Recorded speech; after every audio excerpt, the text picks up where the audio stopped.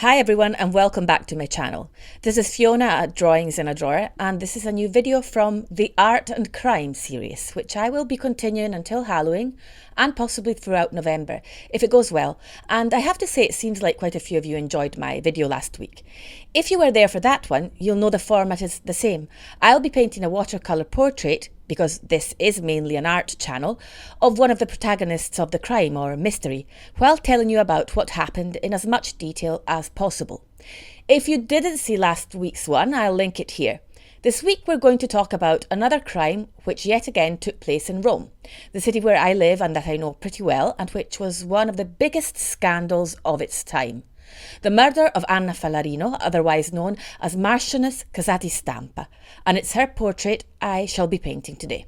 So let's go back in time, not to the beginning, but to the end of the story, which will then lead to the discovery of what lay beyond the apparently perfect, glittering life of a couple who were part of one of Italy's oldest aristocratic families in the 1960s, during the so-called Dolce Vita, the Marquess and Marchioness Casati Stampa di Soncino. It is the 30th of August 1970. It is still extremely hot in the city, and especially in those days, Romans tended to spend the months from June till September, when the schools closed for the summer holidays, away from the city's blistering heat, on the coast, in the mountains, or abroad. But on that day, the silence of the deserted city was punctured by the sound of gunfire. The police received a call from a housekeeper, urging them to come to an apartment in one of Rome's most elegant districts, Parioli, more exactly in Via Puccini No. 9, overlooking one of Rome's most beautiful parks, Villa Borghese. The housekeeper explained to the police that the house's owner had forbidden anyone to interrupt him or enter the living room, but they had just heard gunshots and had decided to dial the emergency number. When the officers broke into the locked living room, they found a blood-curdling scene. The beautiful 41-year-old Marchioness Anna was sitting in an armchair, her feet up on the coffee table. She looked almost relaxed, except for the fact that, on closer inspection, she was clearly dead.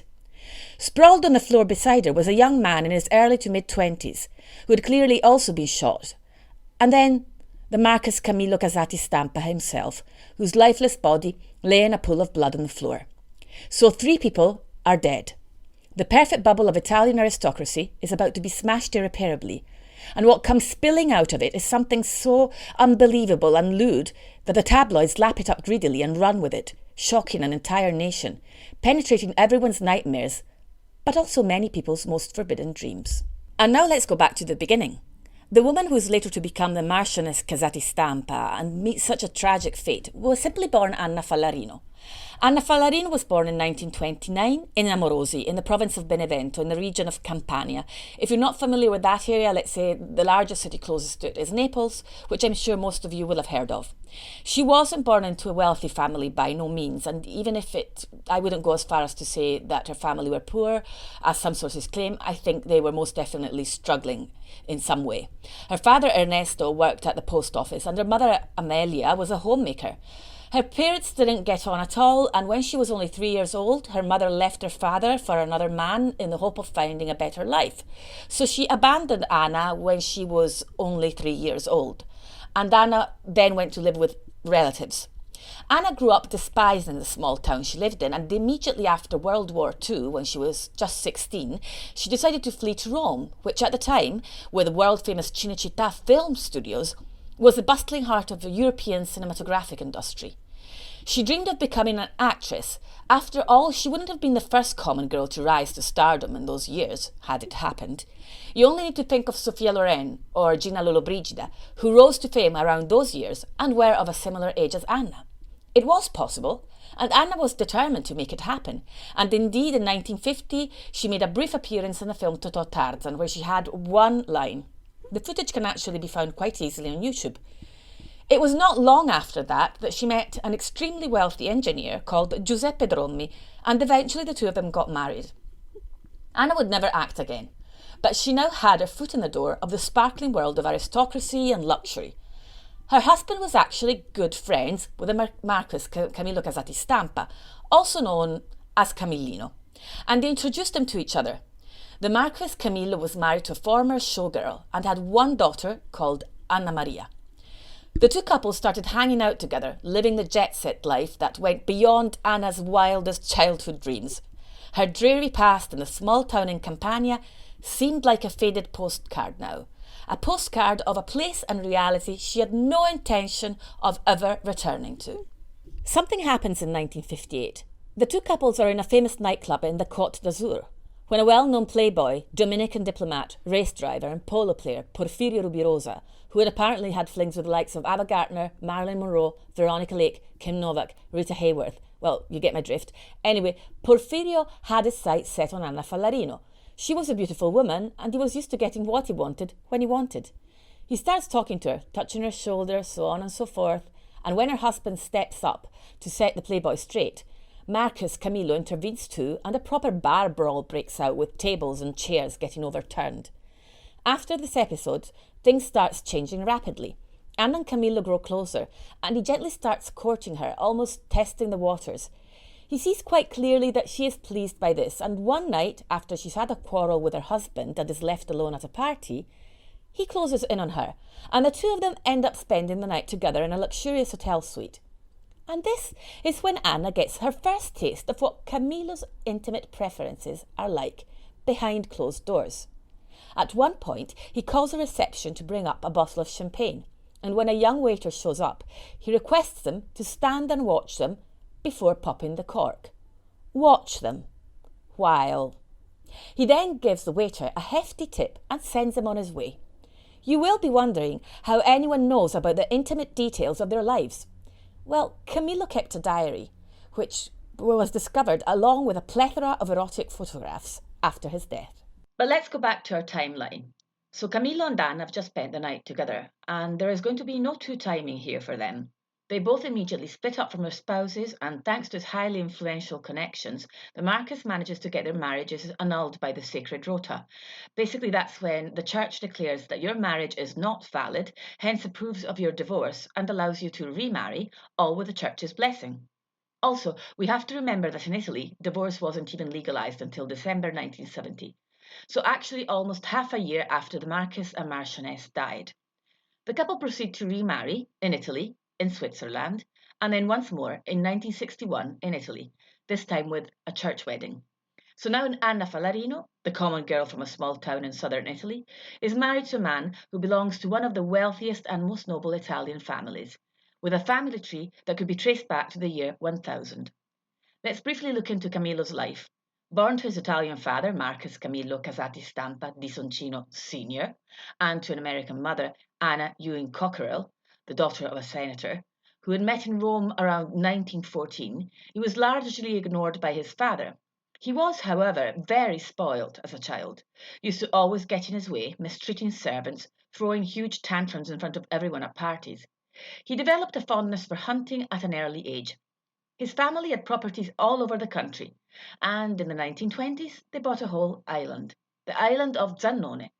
When Anna married him, she entered a life where every hour of the day requested a different dress, a different outfit, furs, jewellery, the company of sheikhs and princes, and anything that money could buy. And apparently, there was very little that money couldn't buy. Camillo constantly forked out money to pay men to have intercourse with his wife, while he watched. It was just a fun game, right?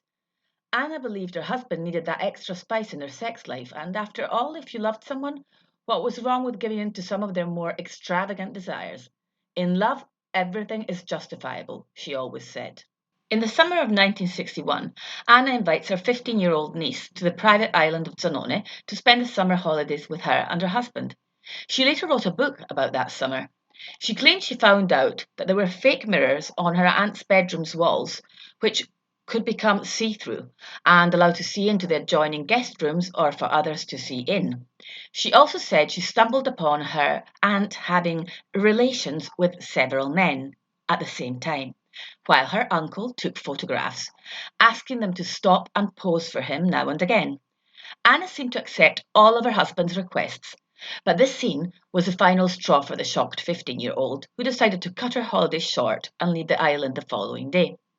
In the meanwhile, Camillo keeps paying men to sleep with his wife while he watches and takes photographs. A side note here, I don't think Camillo actually needed to pay these men to sleep with his wife. She was a stunning, sophisticated woman who men naturally lusted after. I think it was more to get them to do exactly what he wanted and to have their permission to take photos. So the Marquis writes everything down in a diary with a green cover, which was found after his death. Today Anna gave me immense pleasure. She made love to a little soldier in such an effective manner that from afar I too took part in her joy. It cost me 30,000 lira, but it was worth it. In another entry he wrote, "Today at the beach I invented a new game. I got Hannah to roll in the sand and then I paid 2 airmen to lick the grains of sand off her skin." And similar entries go on and on. After a few years, though, Anna's niece returns to visit her on the island of Zanone. This time the atmosphere is very different. Anna seems sad, dissatisfied. The fake mirrors have disappeared, and apparently it was Anna herself who shattered them by hurling a heavy candle holder at them. Also, something else strikes her niece as very unusual. There's a young man staying on the island with her aunt, but her uncle is nowhere to be seen. This young man is Massimo Minorenti, a 25-year-old university student who it later turned out never actually sat one single exam, and whose main hobby is to hang around socialites and live the life, hopping from nightclub to nightclub, gambling, having flings with older women. Marcus Camillo knows Massimo and he calls him Il Capellone, the guy with lots of hair or long hair. He is just one of the many young, handsome men that Camillo dishes out money to so he can watch him while him and his wife are doing their business. Or his business, should I say, as it seems like the Marquis likes to order the lovers about, as though he's a film director and they are the actors. This time, though, Anna starts seeing Massimo even when Camillo is not around. They meet in hotels and write letters to each other when they are apart. It looks like for once the Marquis is not completely in control. Massimo had arrived in Anna and Camillo's life in a rocky moment of their relationship. Anna was no longer happy. She tried several times to get pregnant, but even when she did fall pregnant, she always lost the child during the second month. Also, she was tired of how her husband got his kicks. She was sick of having to sleep with dozens of men to perform for him, to obey his every order. It seems only natural for her to seek refuge in Massimo's arms. She doesn't even try to hide it. So word soon gets back to Camillo that his wife is having a full-blown affair with the younger man. He writes in his diary, "It's the first time Anna betrays me with her heart, but I'm sure it won't last." He doesn't ask Anna to stop seeing Massimo. He just asks her to be more discreet. It is around this time that Anna turns 40, and it is not quite clear, though very likely, whether Camillo requests her to do this or she's the one to make the decision. However, in 1970, she is one of the first women in Italy to get her breast implants. She also gets a tummy tuck at the same time, and that second operation doesn't go too well. It leaves visible scars. So the pictures of her that last summer on the island of Zanone show her wearing a sort of golden chain, an unusual piece of jewellery around her waist when she's wearing a bikini. That summer, when her niece is about to leave the island, she hands her a letter to be opened only after her departure. In this letter, Anna basically lets off steam, as she has no one to confide in, really. She tells her niece all about her secret life, not so secret, considering what her niece had witnessed years before. She also tells her about her dissatisfaction and includes some pages ripped from her husband's diary or from a notebook. It is pretty clear from what he writes that though he is convinced he loves Anna with all his heart, he considers her a mannequin, a doll he can handle whichever way he pleases, and whom he completely expects to behave according to his every wish. A doll he is most certainly never expecting to rebel, to stand up to him. But Anna is doing just that. She is letting him know loud and clear that she's done with that life. She says she still loves him and still wants to be his wife, but not that way. Camilo is blackmailing her. Basically, he's going to cut off the cash flow if she doesn't do as he says. There are letters written to friends as well as entries from his diary that clearly testify Camilo's state of mind. "I feel so sad. I wish I could get a separation, but I can't do it." And then again, "Anna's behaviour is so low, but my illness for her keeps me tied to her. She's on the phone all night. How could she be so cruel? I feel like I'm dying inside. I have lost everything." But that summer, in 1970, things on the island just carry on as every other summer, only this time Massimo Minorenti, Anna's lover, is in the picture all the time. He is there even when Camilla organises his pleasure parties, where, as usual, several people gather together and get down to business. And he belittles Massimo right in the middle of intercourse with his wife, because he's not, let's say, working properly. He shoves him out of the way and gets another man to replace him, and then he replaces himself with that man, making sure he witnesses this and is humiliated by it. Apparently, he said, "You work fine when you two are alone. How come you're not up for it now?" It seems like Camillo literally expects everyone to be at his beck and call, the world to basically revolve around him. Money can buy everything and anyone, it always has. Why should it be any different now? Anna just has to find a way out of this without losing everything. And she has a plan, apparently. It is the 29th of August 1970, the eve of the tragedy. Marcus Camillo has been invited to hunt on the estate of friends up in northern Italy. That night, Camillo makes 3 calls, all of them to Anna, and he finds out that she is in their apartment in Rome, their actual home, with Massimo Minorenti. He is outraged and yells at her that he's going to get rid of both of them. Anna is actually scared by this outburst and convinces Massimo to go and spend the night at a friend's flat so they can be safe. Camillo will be home by the following morning. He wants to talk to Anna. He tells her not to worry.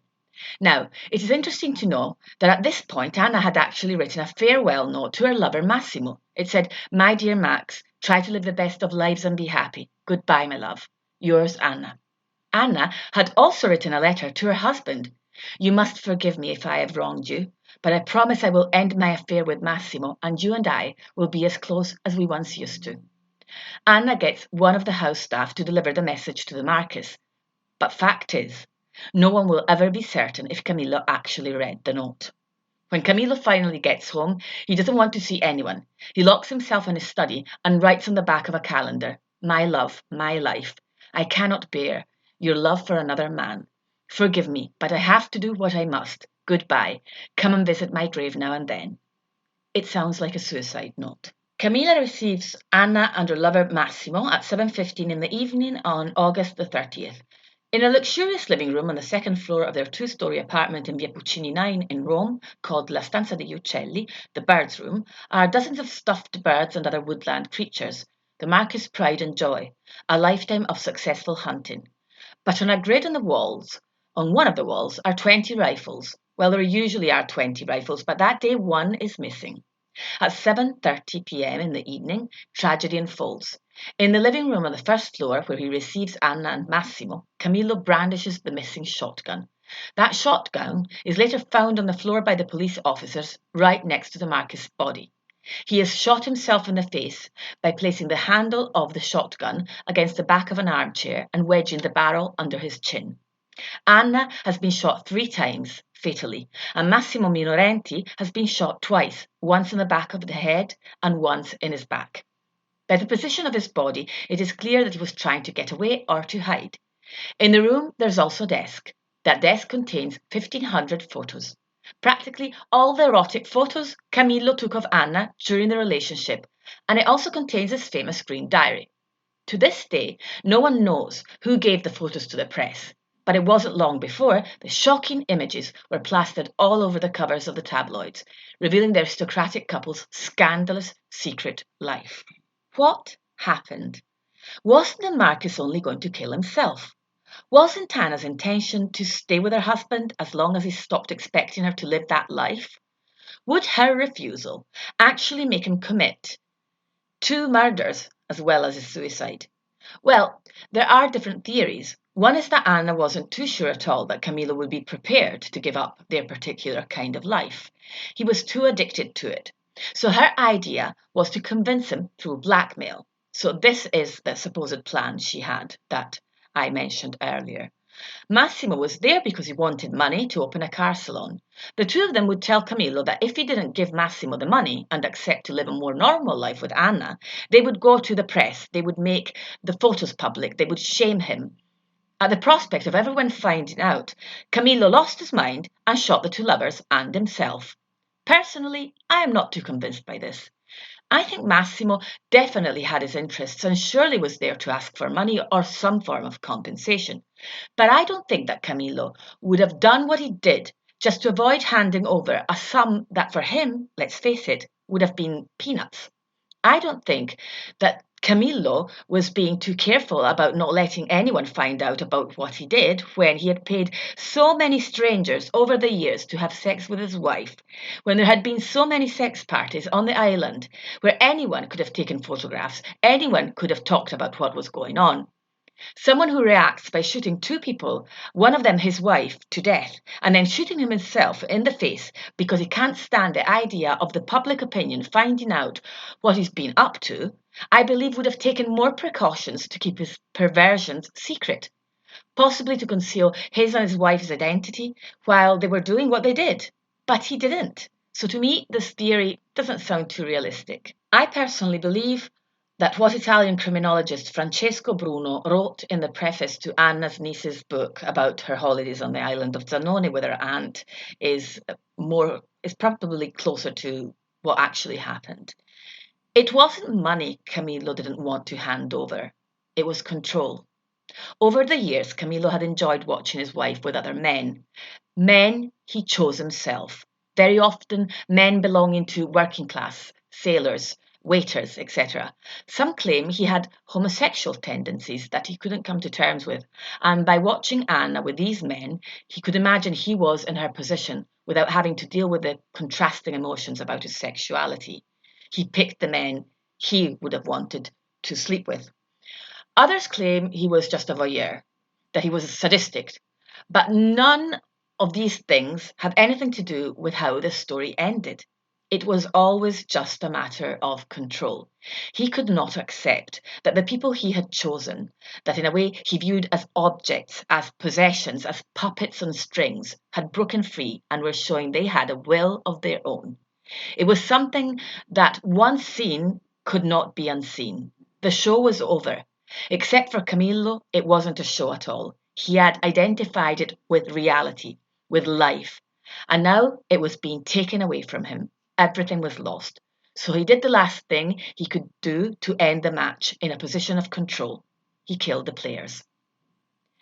That is all from me for today. I hope you enjoyed this one, and if you did, please leave a thumbs up, as that really, really, really makes a huge difference for this channel, and it takes no time at all. If you want to see all of my artwork in one place, you can check out my Instagram account at the handle drawings in a drawer, all in one word. And I'll be back next week with another episode of the Art and Crime series. See you soon.